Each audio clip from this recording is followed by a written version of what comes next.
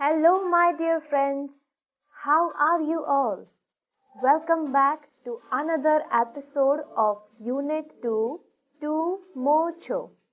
તો હવે કહો તો પ્રીવિયસ એપિસોડમાં આપણે શું શીખ્યા હતા? હા, પ્રીવિયસ એપિસોડમાં આપણે યુનિટ 2 ટુ મોર છોની એક્ટિવિટી 1 અને એક્ટિવિટી 2 નો ધ્યાનપૂર્વક અભ્યાસ કર્યો હતો. એક્ટિવિટી 1 માં આપણે કેલેન્ડરની મદદથી શિક્ષકે આજની તેમજ પાછલા રવિવારની પોતાની દિનચર્યાની જે વિગતો કહી હતી તેને ધ્યાનપૂર્વક સાંભળી. આ વિગતોને આધારે જ તમારે તમારા શિક્ષકની મદદથી એક્ટિવિટી 1 માં તમારી પોતાની વિગતો પૂર્ણ કરી લાવવાની હતી. તો તમે સૌ એક્ટિવિટી 1 ની વિગતો પૂર્ણ કરી લાવ્યા ને? ખૂબ સરસ. પ્રીવિયસ એપિસોડમાં આપણે simple present tense, present continuous tense અને સિમ્પલ પાસ્ટ ટેન્સના ક્રિયાપદને ધ્યાનપૂર્વક સમજ્યા હતા અને એક્ટિવિટી 2A માં આપેલા બે ફકરામાં ભેગા થઈ ગયેલા વાક્યોને ધ્યાનપૂર્વક સાંભળીને તે વાક્યોને નાવ અને 2 months agoમાં છૂટા પાડીને કેવી રીતે લખી શકાય તેની માહિતી પણ મેળવી હતી. તો મિત્રો, તમે સૌ તમારા શિક્ષકની મદદથી વર્ગમાં ચર્ચા કરી એક્ટિવિટી 2A માં બે ફકરાના ભેગા થઈ ગયેલા વાક્યોને ઉદાહરણ મુજબ છૂટા પાડીને તમારા પાઠ્યપુસ્તકમાં લખ્યા ને? હા, વેરી ગુડ. અને આગળ એક્ટિવિટી 2B માં આપણે શું શીખ્યા હતા? યસ, એક્ટિવિટી 2B માં આપેલા ફકરાને આપણે ધ્યાનપૂર્વક સમજીને તેમાં આપેલા ધ વર્લ્ડ એન્વાયરમેન્ટ ડે અને ધ ઇંગ્લિશ ડે વિશેના વાક્યોને છૂટા પાડીને પાઠ્યપુસ્તકમાં નોંધ્યા હતા. ખરું ને મિત્રો? અચ્છા, હવે મને કહો તો શું તમારે મોટું અને છોટુની વાર્તા સાંભળવી છે ને? હા, ઓકે. તેમની વચ્ચેની મિત્રતા તમારે જોવી પણ હશે, ખરું ને? તો તે માટે આજે આપણે યુનિટ 2 ટુ મોર છોની એક્ટિવિટી 3 અને એક્ટિવિટી 4 નો ધ્યાનપૂર્વક અભ્યાસ કરીશું. તો ચાલો હવે આપણે યુનિટ 2 ટુ મોર છોની એક્ટિવિટી 3 અને એક્ટિવિટી 4 ને એક રૂપરેખા દ્વારા સમજી લઈએ. યુનિટ 2 ટુ મોર છો. Activity 3 story I checked it.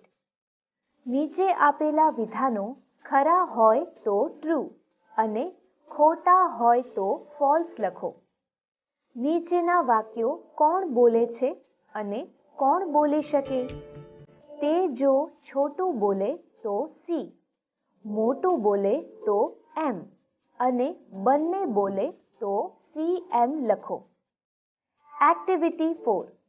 હવે 3 દિવસ પછી મોટું તેના મિત્ર છોટુની મુલાકાતે ગયો. ત્યાં શું થયું તે જાણવા માટે નીચેના વાક્યો વાંચો અને તેમાં જે શબ્દો ખૂટે છે તે યોગ્ય જગ્યાએ મૂકીને તેનું વાંચન કરો. ચાલો હવે તમે પાઠ્યપુસ્તકના યુનિટ 2 ટુ મોર છોમાં આપેલી એક્ટિવિટી 3 ધ્યાનપૂર્વક જુઓ. આ એક્ટિવિટીમાં મોટું હાથી અને છોટું ઉંદરની વાર્તા આપવામાં આવી છે. આ વાર્તાનું નામ છે આઈ ચેક્ડ ઇટ. તો ચાલો હવે આપણે આઈ ચેક્ડ ઇટ વાર્તાને ધ્યાનપૂર્વક સાંભળીએ. Activity 3. Listen to the following story. I checked it. Once there was an elephant. People called him Motu. He had a friend. He was a rat. His name was Chotu. Both Chotu and Motu loved swimming. One day, Motu walked to the river. He entered the water. He enjoyed swimming for a long time. Then Chotu also arrived there. He looked at Motu and shouted, "Motu, come out for a minute." Motu answered, Don't disturb me. "I will not come out. Let me swim." Chotu shouted again, "Come out soon, I say." Motu said, "No, I won't." Chotu then shouted and shouted. Motu was angry. He jumped out. "Okay, I'm here now. Tell me, what's your problem?" Chotu looked at Motu and said, "It's okay. You can go back now. I'm satisfied. Go and swim." Motu was very angry. "Satisfied?" He asked. Chotu replied, "Yes, I am. You are not wearing my swimsuit. I just checked it."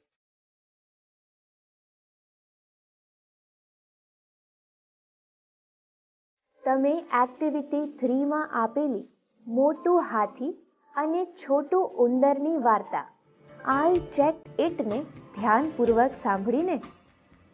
જો તમારે આ વાર્તા જાતે વાંચતા શીખવી હોય તો તમારે આ વાર્તામાં આવતા નવા શબ્દોનું શુદ્ધ ઉચ્ચારણ કરતા શીખવું પડે. બરાબર ને?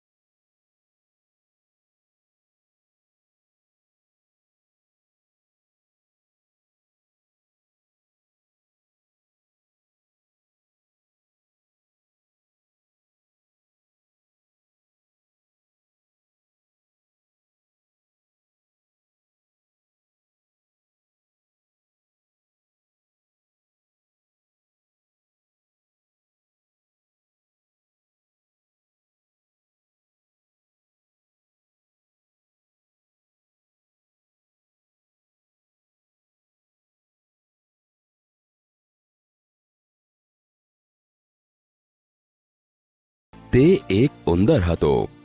His name was Chhotu. તેનું નામ છોટુ હતું. Both છોટુ and મોટુ loved swimming. છોટુ અને મોટુ બંનેને તરવું ગમતું. One day, મોટુ walked to the river. એક દિવસ મોટુ નદીએ ગયો. He entered the water. તે પાણીમાં પ્રવેશ્યો. He enjoyed swimming for a long time. તેણે ઘણો સમય તરવાનો આનંદ માણ્યો. Then Chhotu also arrived there. પછી છોટુ પણ ત્યાં આવી પહોંચ્યો. He looked at મોટુ and shouted. તેણે મોટુ સામે જોયું અને બૂમ પાડી. Motu, come out for a minute. Motu, એક મિનિટ બહાર આવ. મોટુ answered. મોટુએ જવાબ આપ્યો. Don't disturb me. I will not come out. Let me swim. મને ખલેલ ન પહોંચાડ. હું બહાર નહીં આવું. મને તરવા દે. Chhotu shouted again. છોટુએ ફરી બૂમ પાડી. કમ આઉટ સૂન આઈ સે. હું કહું છું જલ્દી બહાર આવ. No, I won't. ના, હું નહીં આવું. Chhotu then shouted and shouted. પછી છોટુએ ઘણી બૂમો પાડી. મોટુ was angry. He jumped out. મોટુ ગુસ્સે થયો. તે કૂદીને બહાર આવ્યો. Okay, I'm here now. Tell me, what's your problem? બરાબર. હવે હું અહીં છું. મને કહે, તારી શું સમસ્યા છે? છોટુ looked at મોટુ and said. છોટુએ મોટુ સામે જોયું અને બોલ્યો. It's okay, you can go back now. I am satisfied. Go and swim. બરાબર છે, તું હવે પાછો જઈ શકે છે. મને સંતોષ થયો છે.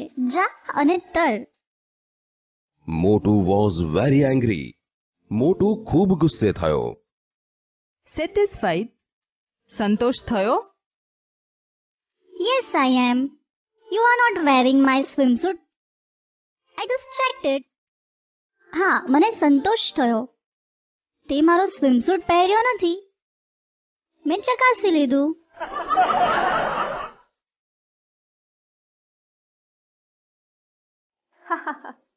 મોટું હાથીને તો કંઈ છોટું ઉંદરનું સ્વિમ સૂટ થતો હશે. મિત્રો, તમે એક્ટિવિટી 3માં આપેલી આ વાર્તા આઈ ચેક્ડ ઇટને ધ્યાનપૂર્વક જોઈ, ખરું ને? તો ચાલો હવે આપણે આઈ ચેક્ડ ઇટને આધારે પાઠ્યપુસ્તકની એક્ટિવિટી 3માં આપેલા વિધાનો ટ્રુ છે કે ફોલ્સ તે લખીએ. Activity 3.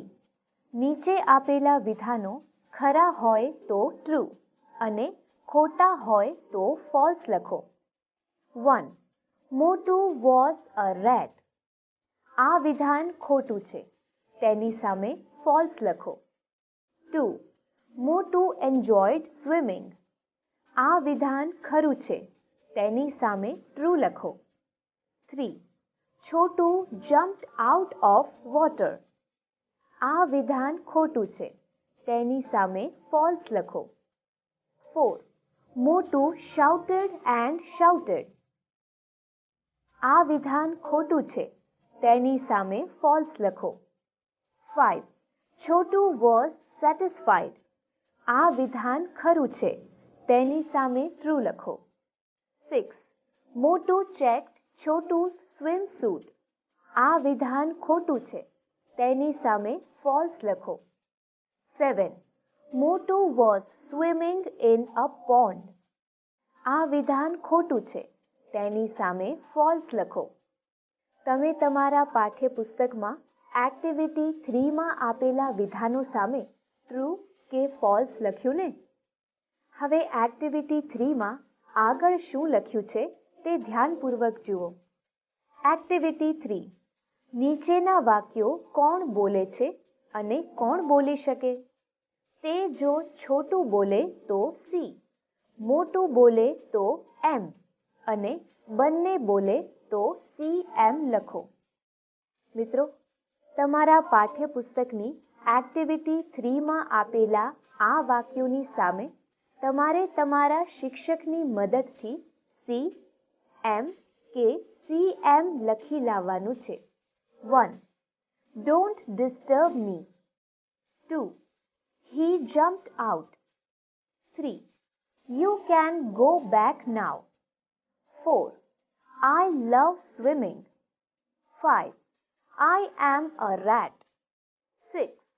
I have a tail. 7. I am a big animal. Activity 3માં આપેલી બધી જ વિગતો તમને બરાબર સમજાઈ ગઈ ને? Very good. ચાલો હવે તમારા પાઠ્યપુસ્તકમાં આપેલી એક્ટિવિટી 4ને ધ્યાનપૂર્વક જુઓ. તેમાં લખ્યું છે કે હવે 3 દિવસ પછી મોટું તેના મિત્ર છોટુની મુલાકાતે ગયો. ત્યાં શું થયું? તે જાણવા માટે નીચેના વાક્યો વાંચો અને તેમાં જે શબ્દો ખૂટે છે તે યોગ્ય જગ્યાએ મૂકી તેનું વાંચન કરો. તો ચાલો હવે તમે તમારું પાઠ્યપુસ્તક અને પેન તૈયાર રાખો. વાર્તા ધ્યાનપૂર્વક સાંભળીને તેમાં જે શબ્દો ખૂટે છે તે શબ્દો તમારા પાઠ્યપુસ્તકમાં લખો. Activity 4. Listen to the following story. After 3 days, Motu went to Chotu's house. He called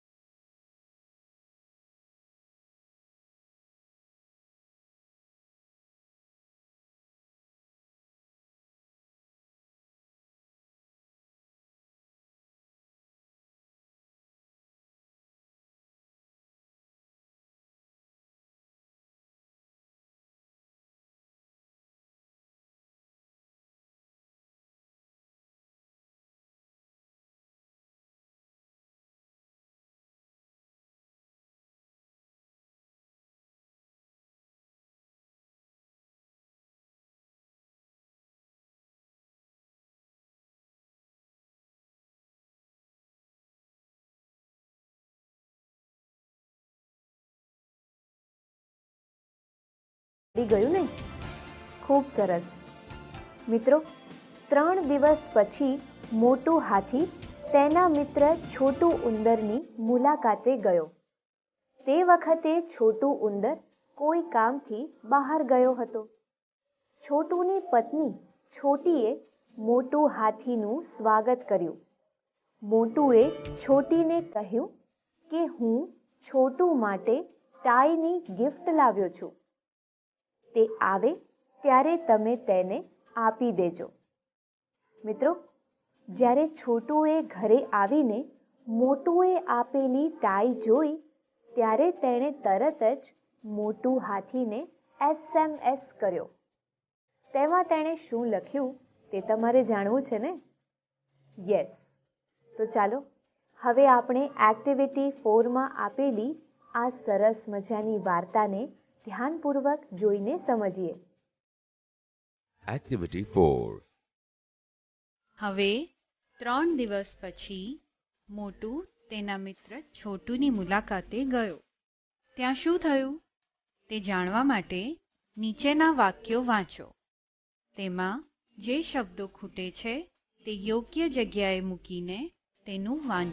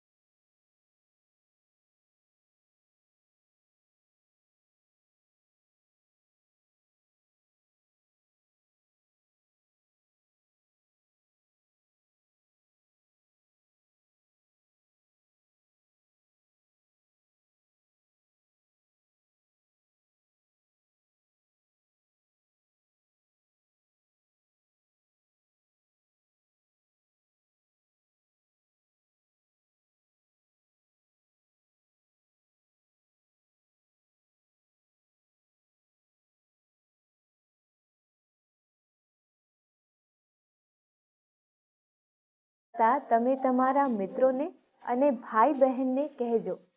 તેમને પણ મોટું અને છોટુની આ વાર્તા સાંભળવાની ખૂબ જ મજા આવશે.